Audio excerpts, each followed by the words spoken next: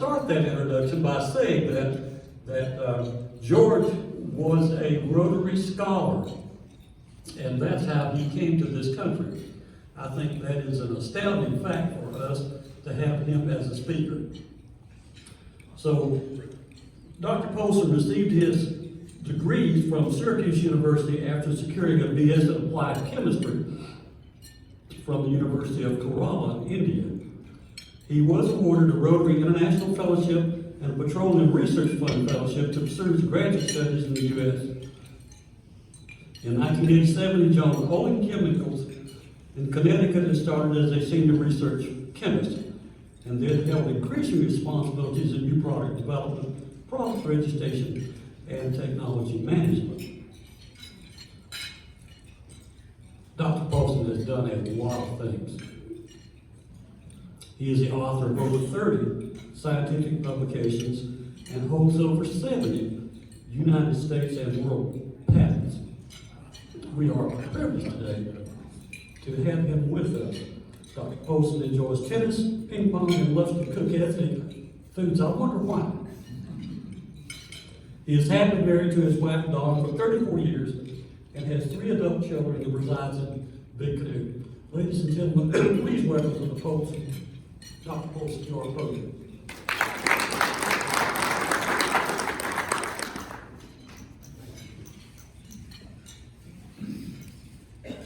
Thank you, Steve, for the nice introduction. As Steve mentioned, I'm connected to Rotary through that graduate fellowship that I received in 1978. So it goes a long way back. And then I came to the US with a scholarship and did my PhD. And then worked around the country in many different places and came to Big Canoe because I was working in Alpharetta for some time. I retired recently, about 4 months ago, and enjoying retirement and learning new skills. But one of my passions has been spices, because the state I come from in India, once upon a time, and even today, is the biggest exporter of all types of spices around the world. So I'm going to talk about the history of spice trade based on what I learned as a kid growing up in Kerala. And I used to smell all these wonderful aromas in the kitchen. My mom is a very good cook. She's 86, bless her soul. She still cooks, uses all the spices. So I was fascinated by these aromas. And then, later on, when I went to study chemistry, I wanted to know what these spices contain and learn about the health benefits. And then, my dad was a history professor. And there's a lot of history in Kerala based on spice trade. So that endeared me to find more about the history of the spice trade. So I've been doing that as a passion for the last several years.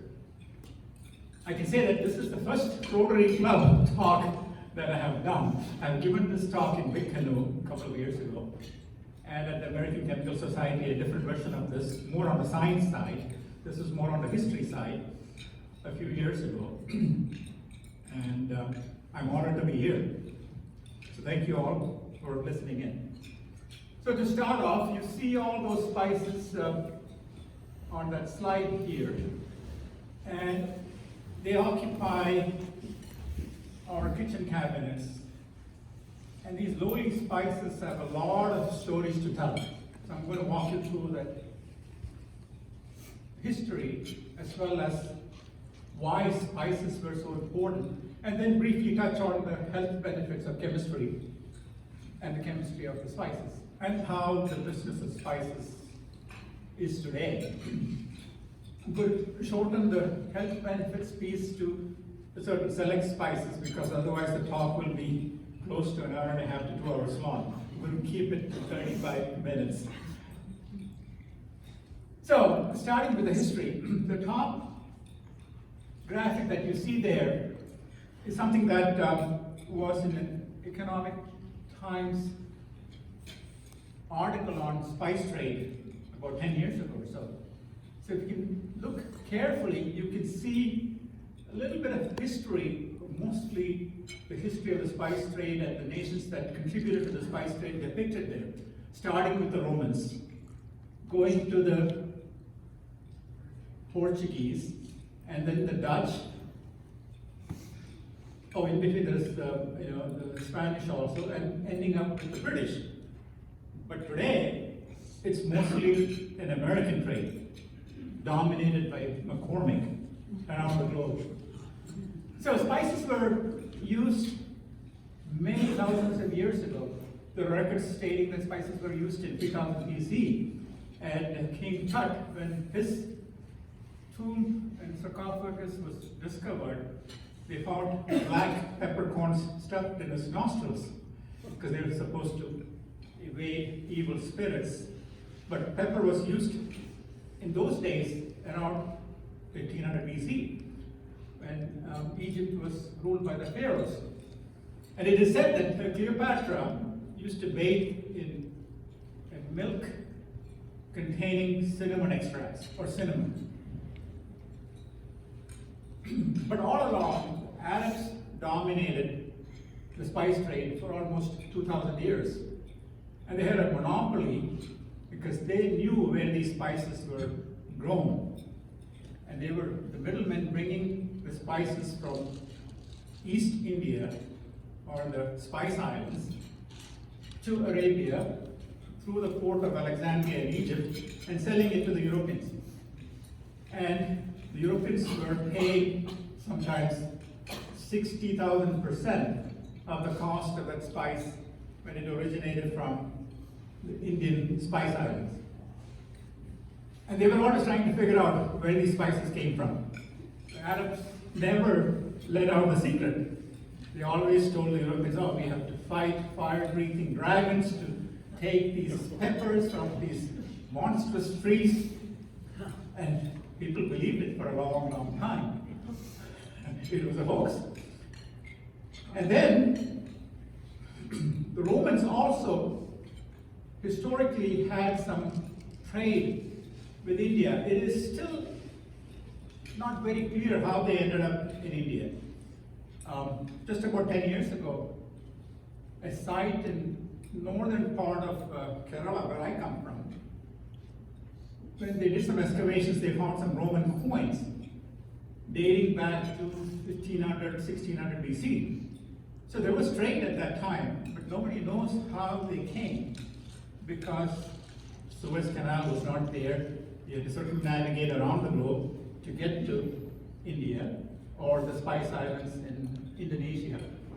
But there was trade, and very soon, the spices started to dominate a lot of the culinary practices and the preservation of meat in Europe. So the spice trade started to flourish. So the Crusades also helped understand the value of the spices. And pretty soon, Italy became the center of spice trade.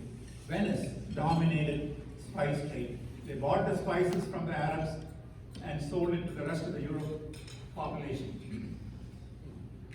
And it is said that the spice usage was extensive in Italy at that time, in the Roman Empire. That they used it for many different things: embalming, incense, preserving meats and fish, and also in culinary preparations.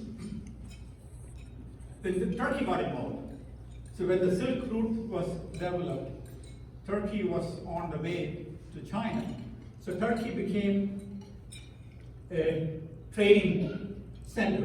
And still today, Turkey has a lot of spice trade going on. But they never dominated the business of spices. They were only the intermediaries. Then started the age of exploration, where Spain, which was a big maritime country, wanted to explore and find new lands. And the king and queen were supporters of the explorers. So that's how Spain started to get into spice trade, to see where these spices came from. They never believed that they came from the Middle East, from Arabia. So they knew it was coming from somewhere else. So they wanted to find a sea route to what was then called Eden, the land of spices, or God's own country, where all these exotic spices came from. Very soon, Portugal also got involved.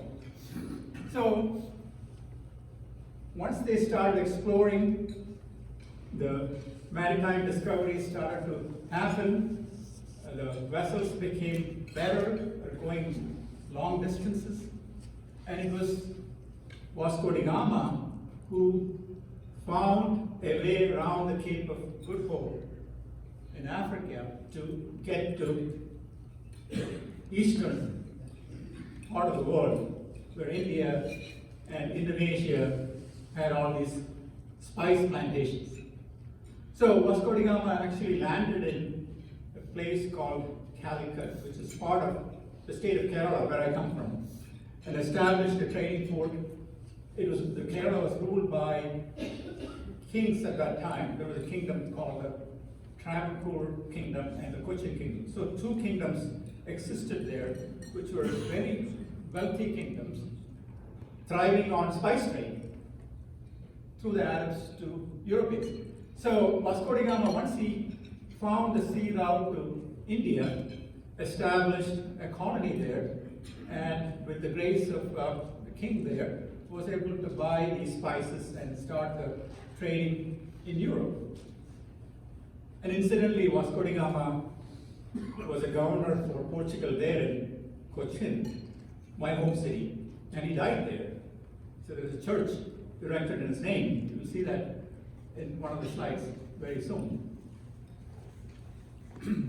Then England also got involved. Their maritime prowess was getting better and better, so they started navigating the rough seas. And Drake circumnavigated around the globe around 1590 or 1560 to import spices into England. But they were not getting into the spice trade yet. They had started thinking about that. And then the Dutch got involved. So the Dutch became enamored with nutmeg. Nutmeg was something that took Northern Europe by storm, because it ended up in cooking, especially in baking. Now it spread all around the world. So nutmeg was a very hot commodity, and the Dutch wanted to make a business out of it. So that's how they got into the trade of finding out where these nutmeg plantations were, and they established a colony in the East Indies. They also came to India, established a colony and a company called the Dutch East India Company. So they dominated the trade of spices, mostly nutmeg, cinnamon, and cloves, through a company called VOC. It stands for Verenigde Oost-Indisch Company, VOC, which at one time was the biggest corporation in the world. I'll talk a little about that in the next few slides. And they took over the trade from Portugal and Spain. And very soon, Spain tried to regain the trade, but they couldn't. The Dutch were very dominant. They defeated the Spanish, and they dominated the trade of spices into Europe. As you can see, Dutch again became very prominent globally. Then England got into the trade. So around 1700, they came to India in late 1600s and fought battles with the with the Dutch. And it was a war over 200 years or so. Finally, they were able to defeat the Dutch in many parts of the world in Asia. And then they dominated through East India Trading Company, British East India Trading Company, which is primarily based on spice trade. But then they colonized all of India and the neighboring countries also. So it has a rich history. Many countries became very wealthy because of the spice trade. many kings and queens enjoyed that wealth. And the company that was originated in Holland at that time was employing something like 40,000 people, and they were paying 40% dividends on investments. It was an investment company, but the risk was mitigated by having many investors into that company. And they controlled the spice trade through supply and demand. Demand was very high. The supply they controlled. They even burned some of the nutmeg plantations to create a shortage so they could charge more prices. And they ran it like a very big business. And then, in the late 1800s, McCormick and the Americans got into the trade. So when you look at the history, all these people who were involved in trade before that were intermediaries. They would buy and sell through an intermediary, or they would source it from the Arabs and then sell it. But McCormick cut down all the intermediaries. They said they were going straight to the farmers and the plantations. So they established trading posts directly dealing with the farmers in Asia. So now McCormick is a $4 billion corporation. It is the biggest spice company in the world. So why there is demand for these spices? In the past, thousands of years ago, people were thinking about the healing power. The healing power was more dominant at the time. They had special benefits in preserving, like I said, meat and fish, and also special properties that would heal. And the culinary value was much lower on a scale. When you look at it right now, when you look at the blue column, the future, where I said future, the future is right now, because there is a resurgence of spices. And people are trying to understand more about the medicinal properties of spices. So, being a health-conscious society, a lot of Americans are starting to use spices as supplements. Not necessarily in cooking, but as supplements. And because of globalization, the culinary values also have gone up. So you see both those curves going up in this present day. So spices are becoming more in demand, just like in the ancient times, but they don't command the same prices that they used to. For example, black pepper at that time was considered black gold. You could trade with peppercorns for buying and selling things and also paying rent. In England, they used to have a term called peppercorn rent, which is still being used in some of the documents. That's how they paid rent in black pepper. So why there is an increased demand for spice use? Like I said, globalization, more interest in health and wellness, and also now understanding the science of spices. You probably all heard about Dr. Weil. He's a Harvard scientist and medical doctor. So he has constructed this anti-inflammatory food pyramid. You can see the spices occupy the third most important position in this pyramid of anti-inflammatory foods, starting with chocolates, red wine, then tea and spices. So the science has come to the stage where people understand there are benefits to having spices in your diet, whether it is through cooking or through supplements. You all probably have heard about Columbus. So how did Columbus start his travels? He was commissioned by Isabella, the Queen of Spain, to search for the land of spices. So that's how he started his exploration. Like I say here, for better or worse, the world's first crack and globalization began all in the pursuit of a flavorful dinner. Little did Columbus know where these Spice Islands were located. And cartography was not developed enough to know the sea routes, so it was strictly an exploration. So where did he end up? He ended up in the Caribbean islands, in West Indies. And he couldn't find what he was looking for. He was looking for black pepper, which I said before that was considered to be as valuable as gold at that time. Instead, he found chili pepper, which is not the same. It's entirely different. So he came back to Spain and said, I found pepper, but it's chili pepper. So he was laughed at. He didn't bring back what they were seeking. And incidentally, he never discovered America.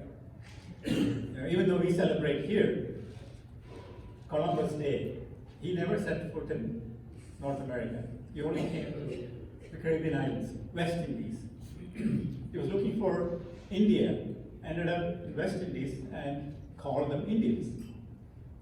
And at that time, none of these spices grew there except chili pepper. Oops.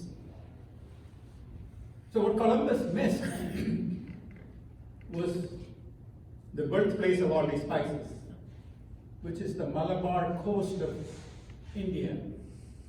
And it's a very small state. If you look at India, you can see it's a very small state, about the size of Connecticut, located in the bottommost portion of India. It has some special topographical attributes. It goes from sea level to close to 6,000 feet. And there is some legend which says that it came out of the oceans as a volcanic eruption. The soil is volcanic, very rich, so everything grows there. It's a poor man's Hawaii, in a sense. It's a beautiful location. Now it's a big tourist location, still continuing spice trade. And Kerala prides himself calling the state God's own country. And that is the marketing theme for the tourism organization in Kerala. And it was listed as one of the 50 places to visit before you die, but by National Geographic about 10 years ago. So why spices became very popular there? Because of the soil and because of the climate. It gets a lot of rainfall. So you have the ocean bringing in moisture, which condenses on the mountain tops, which go up to about 6,000 feet. And you can grow many different spices all along the different elevations. So pepper, black pepper grows at the lower elevations, and then cardamom, ginger at a higher elevation. Then you go up higher, you get nutmeg, and then you go up all the way to the top. It's all tea estates. So when you look at the history of Malabar coast, here I depicted a typical spice store. You can still see these spice stores where all these spices are displayed in big gunny sacks, and you can go and haggle with them on the prices. But Kerala has a very rich history. It's stated, and also there is a lot of historical evidence to say that St. Thomas landed in Kerala in 60 AD. Apparently, he came on one of the sailing boats from Arabia, wanted to spread Christianity. So Christianity started in Kerala about 60 AD. So it's one of the oldest Christian communities in the world. Then the St. Thomas Church, dedicated to St. Thomas, he tried to convert people beyond Kerala, and he became a martyr in a state called Chennai, which were mostly Tamils, more dogged in their religious beliefs. But the people of Kerala, who were ruled by these kings, the two kings, liked his teachings. When the king converted, a lot of the locals converted into Christians too. So I get asked a lot, when did I convert to Christianity? My name is George, by the way, and it has always been like that. Because we have a lot of biblical names in Kerala. George, Matthew, John. My brother's name is John. My dad's name is Paul. So it's all biblical names. So they go back to 60 AD. And it was also a place where the Jews were looking for a land to settle down. So we have, in my hometown, one of the oldest synagogues in the world. It's about close to 600 years old. It's a small synagogue, very unique. The Jewish community were very big into spice trade also there. There's a Jew street right close to the Jewish synagogue, and there was a flourishing population there. But most of them emigrated back to Israel or to the US many, many years ago. So now there is only a small flourishing population there, probably 10 families, still continuing on some spice trade and also very much actively involved. They're Indian citizens there. So the synagogue is a beautiful place to visit. And then the Arabs, when they came, the Muslim Arabs also established a mosque in Kerala around 700 AD. So you're seeing a confluence of cultures because of the trade routes coming to Kerala, establishing colonies or settlements. So around 1520 AD, when Vasco da Gama came in 1498, he became a ruler of the province there, conducting spice trade. And when he passed away, he was buried in this church. It's called the Vasco da Gama Church. And there's a funny story associated with that. About 10 years ago, there was a lot of arguments going on from Portugal saying that he's our son, we want him back. He's a hero for Portugal, and we want him back. So the Indian government said he's our son too. So we need him here. I mean, you're talking about ashes that are there. Nobody would even know how it looked like. So they came to a consensus. So they gave half the ashes to Portugal, kept half the ashes in India. So both governments are happy. They can each call him their son. And this is a picture of a Dutch palace that was established in close to 1630 when Dutch dominated the spice trade.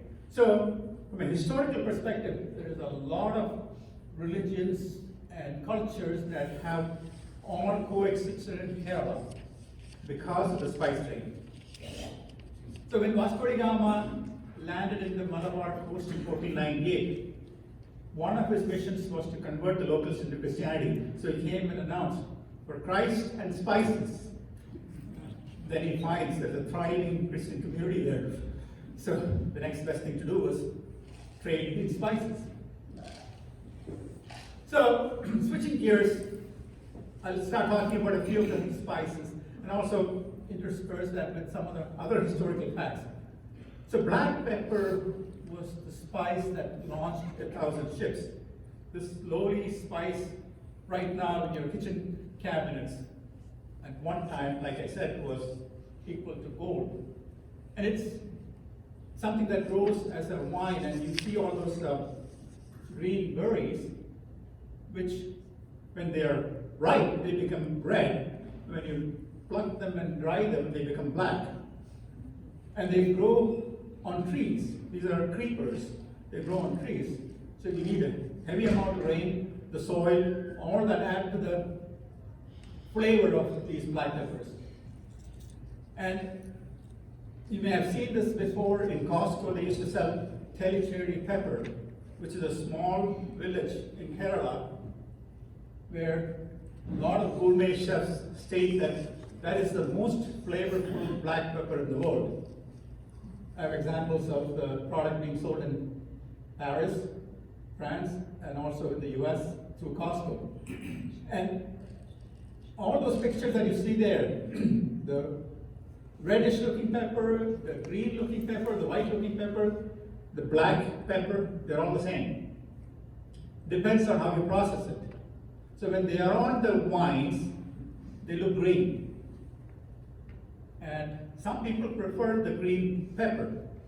Germany is a big market for green pepper, but green pepper has to be harvested very specifically when it is green before it turns to red on the wines.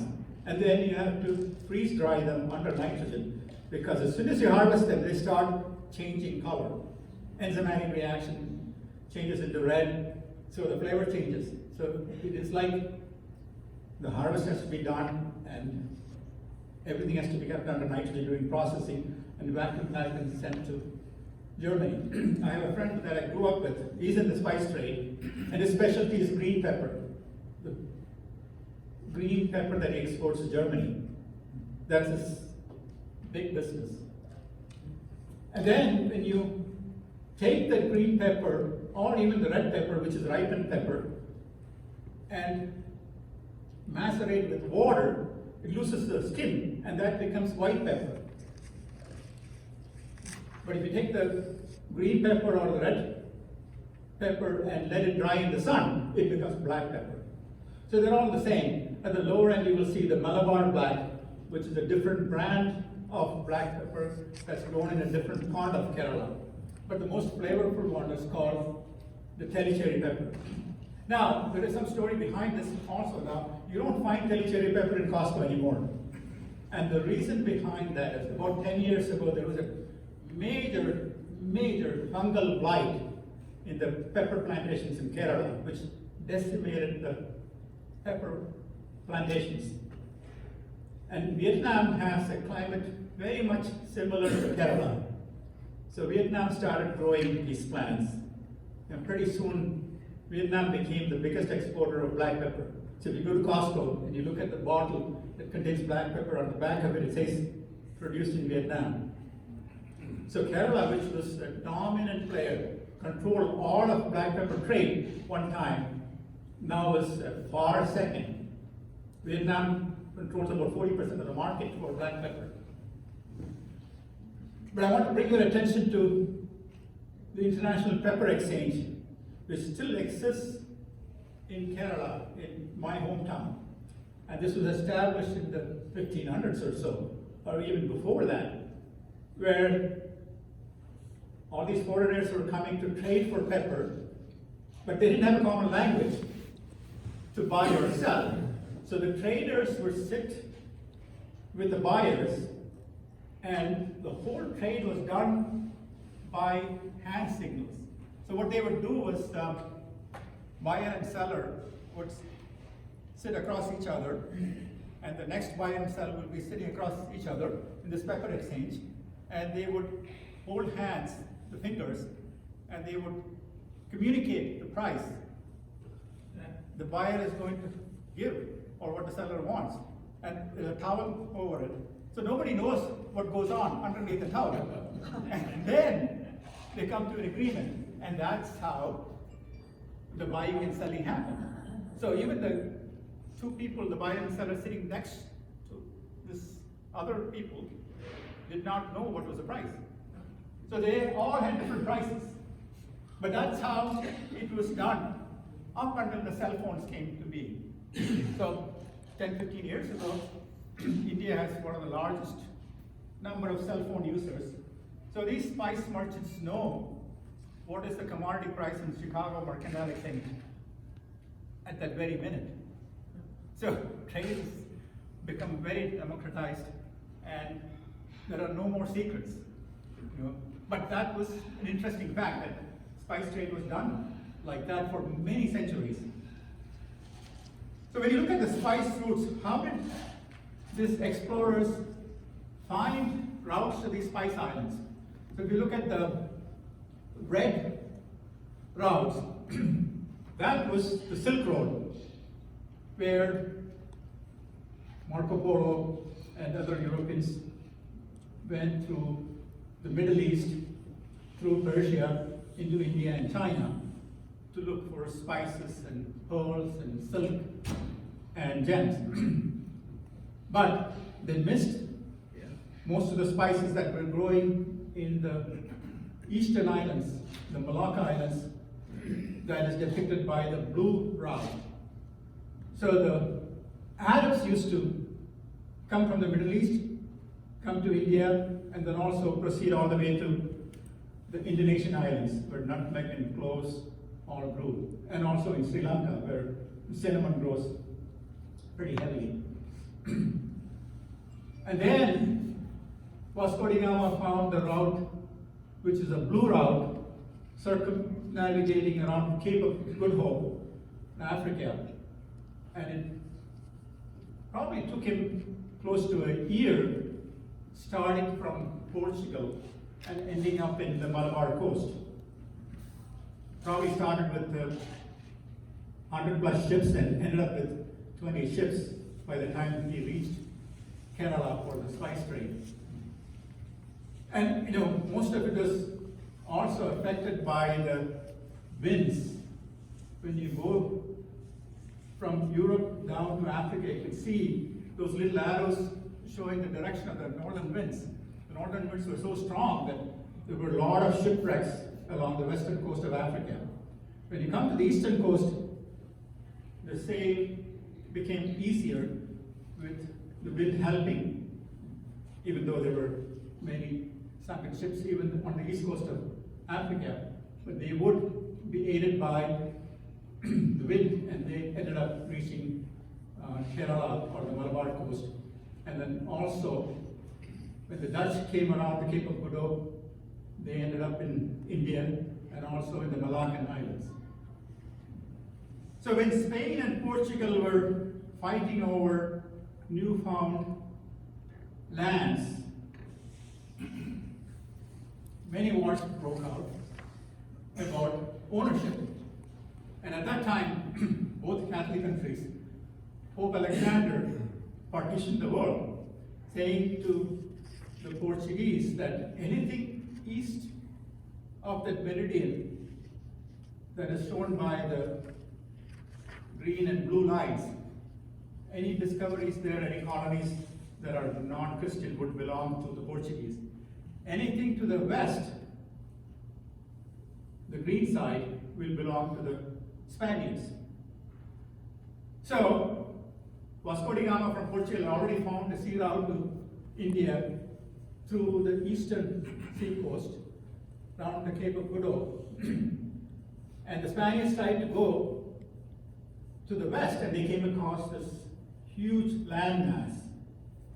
And that's how they started colonizing. So all the countries that are depicted there in green are all Spanish colonies, except for one exception. You see a little bit of red, Brazil, in South America. How did that become Portuguese? Because somebody got lost. One of the explorers, one of the traders got lost and landed up in Brazil and colonized that and became Brazil, Portuguese speaking. And you will see Portuguese being spoken in Macau and also, parts of Indonesia too. But there is a little green spot in the Philippines. How did Philippines become Spanish speaking? The Spanish explorers were determined to find another sea route.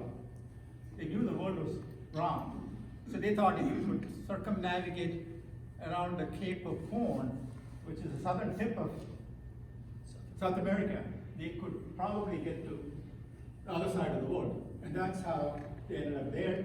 And Ferdinand Magellan was the one who circumnavigated around the Cape of Horn, ended up in Philippines, but he didn't get to the Spice Islands. He did get spices which were coming in from the Malaccan Islands in Indonesia. Switching gears, I told you about VOC, one of the biggest corporations in the world, paying stockholders 40% dividends annually. Unheard of, very profitable. But they dominated with force and also with making the supply very scarce, so the prices would go up. So historically, the Dutch are not well liked from the aspect of the spice trade, because they didn't take any prisoners. And when you look at the history of cloves and nutmeg, there were two small islands in the Malaccan Strait that now belongs to Indonesia. At that time, they were small kingdoms, Muslim kingdoms, ruled by sultans. Ternate and Tidor Islands, these are very small islands. Each of them are about 500 square miles, the size of Pickens County here. But they grew the best nutmeg and the best cloves. Some of it also grew in India, but these islands were highly sought after. So you can see the Dutch colonizing it, and they monopolized nutmeg trade from there. I'll speed through, because I don't think I have that much time to talk about the different benefits of spices. Curry, you've heard, is a combination of many different spices, and it can change depending on the cook and also the dish. Some of the components of curry: cinnamon, cloves, chili pepper, garlic, turmeric, cardamom. Depending on the ratios that you use, you can have different flavors and use it for different dishes. Black pepper, passing through the health benefits, it's helpful in digestive processes. It helps the body with metabolism and helps one of the biggest spices now, which is called the golden spice, turmeric, absorbed in your body much better than without having black pepper. So it's always used in combination. Nutmeg, some of trivia that you have, it is used in eggnog at Christmas time. It is part of the Coca-Cola secret recipe. And it has 3 different components to it: the fleshy part, and then the maize, which covers the seed, and also the seed itself. There's an interesting trivia about nutmeg. Does anybody know why Connecticut is called the nutmeg state? Anybody from New England? No? Connecticut is called the nutmeg state, but nutmeg doesn't grow there. But apparently, when the shortage was very high in US, if you look at the nutmeg seeds, they're very dark brown. The Yankees were able to carve out of wood seeds that looked like nutmeg, and they were selling to the housewives in America, and they were scraping these wooden nutmeg pieces, nutmeg look-alike pieces, and thinking that they were real nutmeg. So that's why Connecticut got the name Nutmeg State. Nutmeg doesn't grow there. Nutmeg is a very tropical fruit. There's another little trivia about nutmeg itself.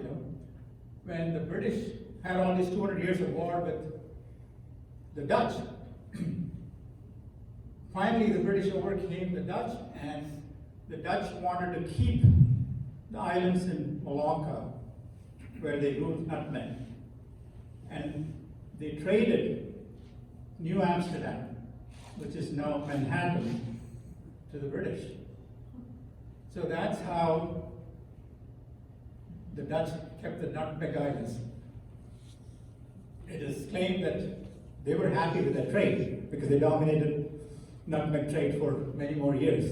But now it's long past, and now Manhattan is the global financial center of the world. I think I will end here. There's a lot more about the spices themselves. I'm not going to talk about because of the interest of time. So thank you very much. Hope you learned something, enjoyed the presentation.